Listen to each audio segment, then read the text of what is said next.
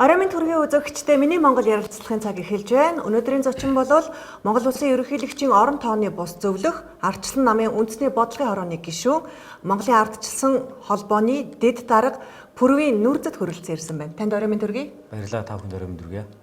Тэгэхээр юуны өмнө нэг хүний өсөж төрсөн уугуул нутаг гэдэг бол хамгийн түрүүнд одоо зүрхэн дуяатай сэтгэлд одоо тээгдэж явдаг зүйл байдаг шүү дээ. Та ер нь айл нутгийн хүн байна? Би Баянгор аймгийн Галууц сумд төрсөн. Баянгор аймгийн одоо өнгөө хүүхдээ. Аав ээжийнхээ хүмүүжилд өсөж төрсөн үү? Эсвэл эмээ өвгийн хүмүүжилд өсөж төрсөн үү? Би эмээ өвдөр өссөн. Өвгөрөө овголдог. Яг одоо эмээ өвдөр өсөж төрсөн. Тэгээд Баянгор аймгийн 2 дугаар хэмжлэгийг төгссөн.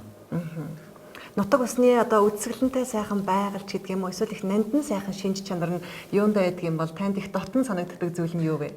Гэхдээ яг ч нөгөө би 100 болгон нөгөө галуут төрсөн нутагт очиж амардаг болохоор галуутын хавцал тэгээд их богд хайрхан гээд одоо говийн том өвтэй хайрхан байдаг. Идрэл тийм сэтгэл дотно байдаг шүү. Тэгээд манай аймгийн хуучнаар бол Хөхтөлгөө одоогийнхоор бол Эрдэнэ манлын хайрхан. За тэгээд Номгоо уул гэл ингээл Төвийн гол гэл яг тэр хэсэгтэй л яг өс төрсөн болохоор тэр хэсэг нь л их тийм дурсамж дүүрэн байдаг шүү.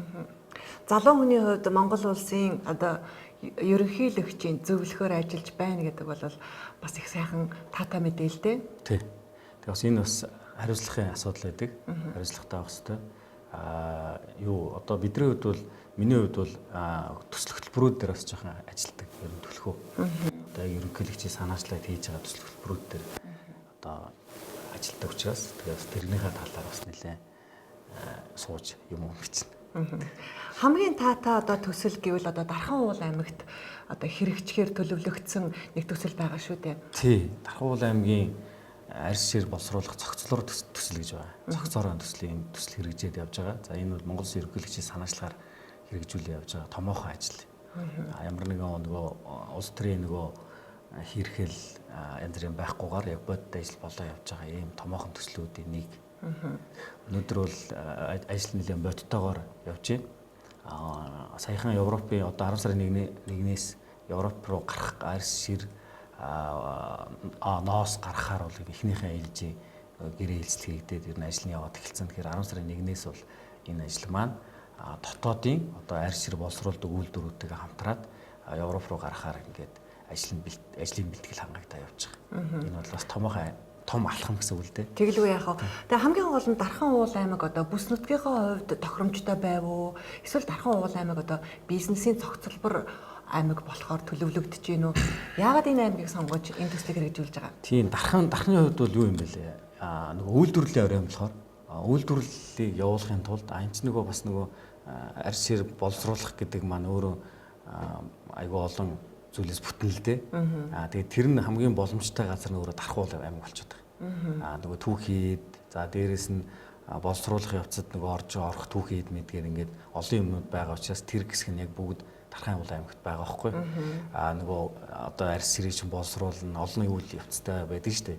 Тэгээ энэ бүх нөгөө нэмэн өртөх шингээх одоо хамгийн боломжтой газар нь Дархан уул аймаг болоод байгаа. За энэ бол зохицбор төсөл учраас юу яаж байгаа. Мэдээж нөгөө хүмүүсийн ажлын байр за тэгээд нөгөө ая тухтай байх гэх бүх нөхцөлийг хангаж байгаа байхгүй. Энэ чинь хүн ажиллах учраас хүмүүсийн орчинг бид нар бүрдүүлэх ёстой. За дээрэс нь нөгөө боловсруулах үйлдвэр, угаах үйлдвэр ингээд хэд хэдэн хэсгээс явж байгаа. За ноолрын асуудал чинь давхар явагдаж байгаа. За зохицолбороор ер нь явж байгаа. Энэ бол яг хөө ингээд эргээд одоо энэ орсноороо ямар ач тустай юм бэ? Нөгөө малч дээр байгаа түүхийд өнөөдөр ямар үнцэнтэй байна те. За тэгээ яг энэ зах зээлийн зарчмаар явна. Нөгөө төвөр нэмэн өртөг шингээгээд одоо өнөөдөр байгаа өнгөө юм чинь маш үнцэнтэй болно л гэсэн үг.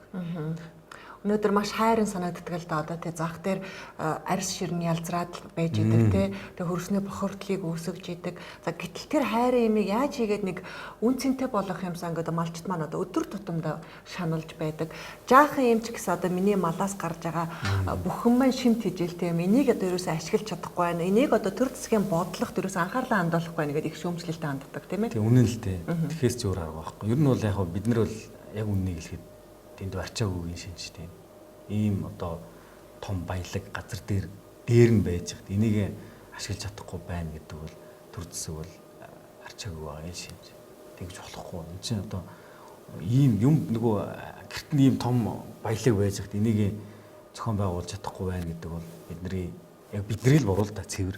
Тэгэхээр энийг ийм одоо нэг ядаж нэг ийм хүмүүст нь боломжийг нээж өгөө нэмүүртэг шингээгээд малчтаас аваад малчт бол өөрснийхээ хэмжээнд ямар ч үлээ гэсэн Монгол улсын хэмжээнд 70 сая 900 мянган мал байна. Энэ бол өөр маш том эдийн засгийн том хөшүүр. Бид нар яагаад энийг ашиглаж чадахгүй байгаа гэдэг бол улс төр засгийн буруу болчиход юм л. Тэгэхээр энийг уялдуулаад одоо нөгөө хин нэгнээс буруу зургийг цайхаас илүү дор нь одоо нөгөө тасн зөксөө харах хэмжээг аваад цаашаага нөгөө яг ийм системтэйгээр явахгүй бол болохгүй юм байна. Газар доорх баялаг бол дуусчихнаа. Газар дээрх энэ баялагчин за магадгүй Монгол үндэстнийг авч явж байгаа бидний өв соёлыг тээж явж байгаа энэ малчин ах уу энэ малчтын энэ асуудлыг бид нар заавал хөндөж шийддэг байх хэрэгтэй. Нөгөө төвөр эдийн засгийн томхон хөшүүрэг байхгүй өөр. Энийг бид нар заавал ашиглах хэрэгтэй. Тэгэхээр мэдээж энэ шин төслийн хүрээнд аливаа одоо нөгөө олон улсын стандартад нийцсэн шин төсөл эргээгээд одоо иргэн тойрныхоо зах зээлдээ шинжилэлийг бий болгодог тийм ээ хөгжлийг авчирдаг. Тэгэхээр яг энэ үйлдвэрийг дагаад бас ямар хөгжил бий болох бол аймаг болгонд одоо энэ үйлдвэрийн салбарууд ажиллах ёстой юу? Одоо малчид маань арьс ширээ бас хэрхэн нийлүүлэх боломжтой? Тийм мал бүхий 315 сум байгаа байхгүй. Тэндээсээ 315 цэгээс л ер нь дамжуулж аавна гэж. За арьс ширийг бол яг манай хөдөөнийхэн бол мэднэ. Яг бол арьсаа яаж боловсруулдаг, яаж хадгалдаг гэдгийг мэдж байгаа. Гэхдээ одоо энэ нэг арай жоохон жишээлбэл одоо бид нар дэлхийн зах зээлээр харах гэдэг шүү дээ. Тэхийн тулд нэг уургийн бүтц гэж нэг юм байд юм байл арьсанд. Тэгэхээр тэр арьсанд уургийн бүтцийг бид нөгөө алдагдуулахгүй байх хэрэгтэй. Их олон давхарлах юм бол уургийн бүтц алдагдана ч гэх юм уу те. За магадгүй арьсыг ингээ хураахтаа 1 метр 50-тай ч юм уу хураадаг. За давслахтаа 2 удаа давсалдаг ч гэдэг юм. Ингээд нөгөө малчтын маань хийдэг ийм зүйлсүүд уламжилт хадгалж исэн зүйлсүүд нь хэвээр байгаа. Гэхдээ тэрэн дээр нэмэгдээд нэг ийм нөгөө үйлдвэрийн шаардлага жоохон тавигдана. Мэдээж хүнд биш, хөнгөн, тийм тэртэй биш. Тэгээд ингээд явнаа. Ямар нэг хэлбэрээр нөгөө зах зээлийн зарчмаар явуулах нь их зүг юм бэл. Хэд нөгөө ингээд нөгөө одоо хүн таалагдах гэдэг янз бүр болохгүйгээр яг зах зээлийн зарчмаар явна. Гэхдээ тогтмол үнийг барьж болж байгаа байхгүй. Одоо ноос гэхэд ноосыг ч гэсэн бид нар ингээд бас системтэйгээр авч болж байгаа. Яг энэ ганцхан төсөл яриад байгаа юм бол биш юм байгаа юм шүү. Энэ төслийг дагаад малын эрүүл мэндийн асуудал заавал яригдж байгаа. За араас нь ямар асуудал ярих вэ гэвэл нөгөө малын хулгай гэдэг юм яригдж байгаа. Ингээд ер нь цогцоор нь л энэ малтай холбоотой юм цогцоор нь шийдэх гэдэг. Малчин, мал хоёр одоо юу гэдэг нөгөө малчин маань малаа яаж эдийн засгийн эргэлтэнд оруулах юм бэ гэдэг нэг юм хэсэг бас байгаа тэр дотор. Тэгээд ингээд төсөл бол томоороо явж байгаа. Ингээд тухайн малчны өрх айлд тэр яаж нөлөөлөх юм бэ гэвэл эдийн засгийн эргэлтэнд тодорхой хэсэг нь ордог болно л гэсэн үг байхгүй. Жилийн 4 үйлрэлд нөгөө малаа дагаад өөрөө сүйжсэн харамлал зайл явж байгаа шүү дээ. Тэгээ байж хат нь дундуур нь хулгайч нар аваа авчдаг байхгүй. Тийм одоо хэсэг байна. Тэрийг гэсэн бид нар тодорхой хэмжээнд 100% биш юм аа хэд нэг 50% ямар ч үлээс энэ малын нөгөө төсөлтөг холбоотой нэг жоохон авч явъя гэдэг ингээд шийдэж. За дээрэс нь эрүүл мэндийн байгууллага гэх нэг томоохон хэсэг энэ дотор байж байгаа. Энэ төсөл дотроо. Яагаад гэвэл бид нар олон улсын одоо гадаад зах зээлд гарахын тулд Монгол мал яах ёстой юм бэ гэвэл эрүүл байх ёстой юм байна. Хамгийн түрүүний шаардлага. Хуучин социализмын үед бол жилдээ 2 удаа аваад гэсэн. Угаадаг, тарьдаг, туулга хэрэгэлдэг гэдэг ингээд ийм цогцсон юм нэг ийм 2 хэсэг явдаг байж л дээ. Тэр үйл явц бол нөгөө малыг давжаа болгодог юм байна. Нөгөө өсөлтийн томруулдаг. Яагаад давжаа болгоод байгаа юм бэ гэвэл Монгол малч өөрөө шимэгчтэй байгаа байхгүй. Тэгэхээр нөгөө шимэгчлээ нөгөө шимэгчтэй учраас тэр шимэгчээр дамжуулаад нөгөө чанар нь мууддаг. Ийм хэсэг багт. Тэгэхээр одоо яах гэж юм бэ гэвэл тэр нөгөө социализмын үед ууч угаад хэрэгэлдэг байсан ядаж тэр нэг хэсгийг оруулж ирээд хууч угаадаг 2 удаа угаадаг болгоё. За тэгээд энэ төслийн хүрээнд эрүүл хөдөө аж ахуй яам болон эрүүл мэндийн газраар дамжуулаад бүх сумуудад нөгөө мал явуулын юм чирж явдаг ваанууд тавьсан бохгүй аваачсан байгаа. Тэгээ хэрэгэлдэг юм байлээ. Ер нь хэрэгэлдэггүй. Тэгээ энэ мэтчлээ ингээд иймэрхүү юмдаг энгийн зүйлсээс л эхлэе гэж. Бидний мартцсан гэхдээ тэд нөгөө амар хэрэгтэй байсан зүйлийг л сэргэн. Тэгээд энэ эргээд яах вэ гэвэл нөгөө ноосны гарцад нөлөөлж байгаа юм. Ноосны гарцад 70 хүртэл хөвөр нөлөөлж байгаа байхгүй. За тэгээд дээрэс нь нөгөө арьс чинь бүтэн болж эхэлж байгаа. одоо нөгөө цоронхой хамгийн гол нь Монгол арьсыг аваад ингээд сайхан бэлдээд татхаар нөгөө горхоо ингээд нэг шигтэлцэн хэсгүүд нь нөгөө цоордог байхгүй тий. Тэгээ нөгөө арьс чинь үнц нөгөө болчиход байгаа байхгүй. Нөгөө бүтээгдэхүүн болохгүй гэсэн үг шүү дээ. Тэгэхээр бүтэн ийм арьснууд ч өөрөө нэгдүгээр зэргийн арьс болж хувирч байгаа юм л да. Сайн арьс болж байна гэсэн үг шүү. За тэгээд энэ хэсгүүдийг одоо хийснээрээ биднэрт нөгөө үнцний асуудал гарч ирж байгаа. За тэгээд энэ бол юу гэдэг мал эрүүл болох юм байна. Махны чанар сайжрах юм байна. Ноос ноолуурын гарц сайжрах юм байна. За хамгийн чухал арьс нь бүтэн болж нөгөө уураг жилтийн хэсэг нь өндөр болоод одоо үнэтэй арьс гарнаа гэсэн. За тэгээд энэ болгон яаж хийгдснээрээ нөгөө малчинд очих тааврын цаас нэмэгдэнэ. Эсвэл энэ маш энгийн логоор ойлгох. Тэгэхээр төслийн хүрээнд бас ийм тариаг сонголтыг одоо санал болгох уу? Тэр нь мал имлэг бол өөрөө нөгөө туулга муулга хэрэглэн шүү дээ. Тэр бол яг үндсэн нөгөө мал имлэг өөрийнх нь ажил байхгүй. Стандарттай дагав. Яг нь ер нь бол одоо өнөөдөр Европч өндөр хөгжилтэй орнууд дээр нөгөө вакцин хэрэглээгүй яг тийм нөгөө органик махыг аваа үнэтэй гэж хамгийн үнэтэй мах юу юм бэ гэхээр ерөөсөө л вакцин хэрэглээгүй тийм махыг л худалдаж авч байгаа. Тэгээд яг энд аюу олон хүчин зүйл байт юм байлаа. Жишээлбэл нөгөө бид нар чинь одоо жилдээ нэг л удаа яг үнэ хэлэхэд мах бэлтгэл хийдэг шүү дээ. Ижний цагаар хийдэг тийм. Монголчууд бүгд хийдэг. Тэгэнгүүт тэнд болохоор юу гэдэг нь хээрийн бой гэж юм чинь бидний махыг үнцнийг болгодог ч гэдэг юм уу тийм. Зүгээр бэлтгэлээр бол жишээлбэл за өнөөдөр энэ хэсгийг малчин өнөөдөр одоо эргэлтэнд оруулнах юм бол тэр малаа тусгай зоонд одоо эрүүл зоонд нэг хэсэг хугацаанд яадаг байхгүй одоо тижээдэг гэсэн үг. Тэгээд тэрний дараа тэр нь одоо нэг үйлдвэрлэлд ордог. Үйлдвэрлэлийн процесс руу ордог ч гэдэг юм. Ингээд янз бүрийн хэлбэрүүд байгаа. Бид нар нөгөө яг бидний мах бол үнэхээр супер тий дэлхий дээр байхгүй. Манай Монгол мал бол яг өөрөө бэлчээрээ яваад иддэг. Гэхдээ нөгөө нэг бас л нэг шаардлага тавих хэрэгтэй болчихдог байгаа байхгүй. Биднэрт ямар шаардлага тавьж байгааг бол нөгөө энэ эргэлтэнд оруулах гэж байгаа энэ хэсэг чинь тодорхой юм үе шаттай орж иж үнцэнтэй байд юм байна. Тэгэхгүй бид нар шэрийн бой гэл нэг юм гэл очиж гарах шүү дээ.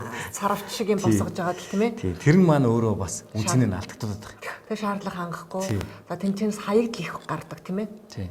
Тэгээд яалтчгүй яг ер нь бол энэ нөгөө малчтынхаа юу гэдэг одоо нөгөө өдөрт хийдэг за ганц нэг зүйлүүд дээр нь малчтууд бол маш сайн ойлголттой байна.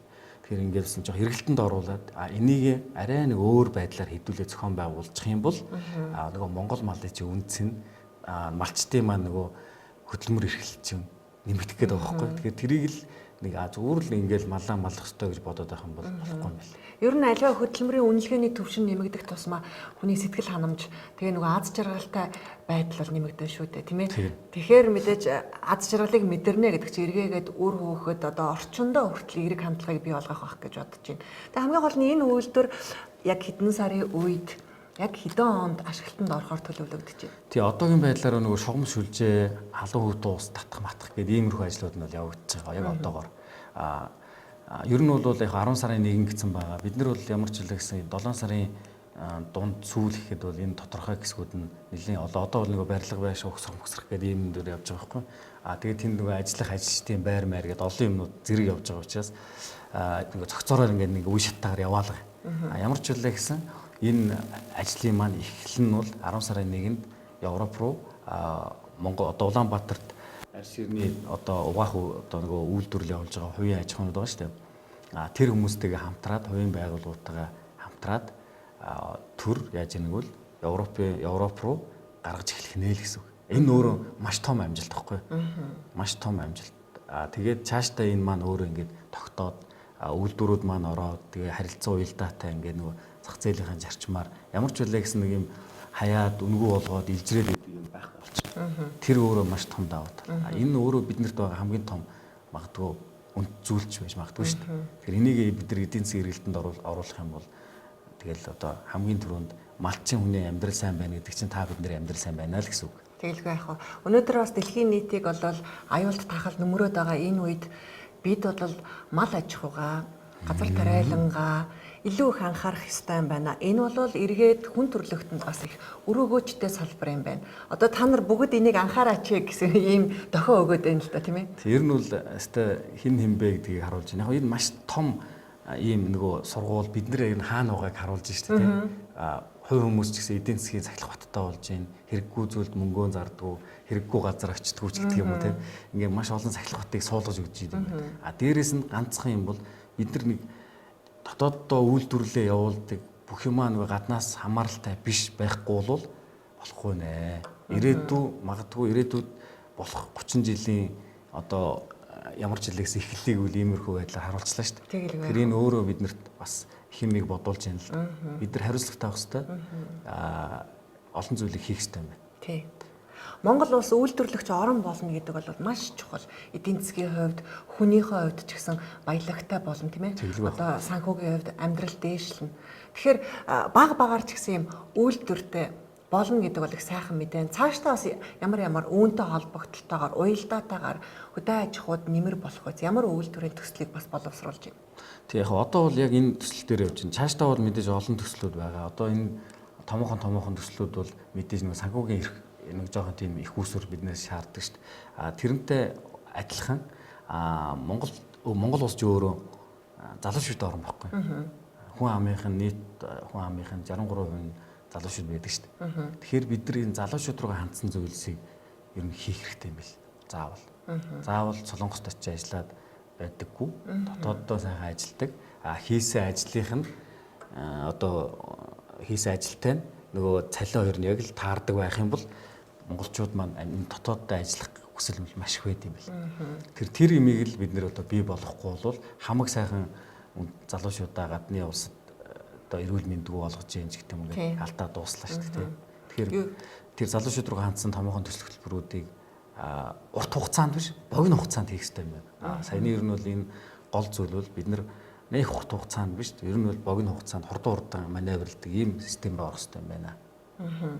Тэгэхээр нэвтрүүлгийн цаг богинохон байгаа. Тийм учраас одоо төгсгөлийнхаа минутыг бас танд үлдээ. Та бас иргэдтэй хандаад хэлэх үг байгаа болов уу? Ер нь нөгөө зөв явах одоо хамгийн чухал юм үнд зүйл бол бид нар бас нэг юм өөрсдөндөө худлаа хэлдэг те.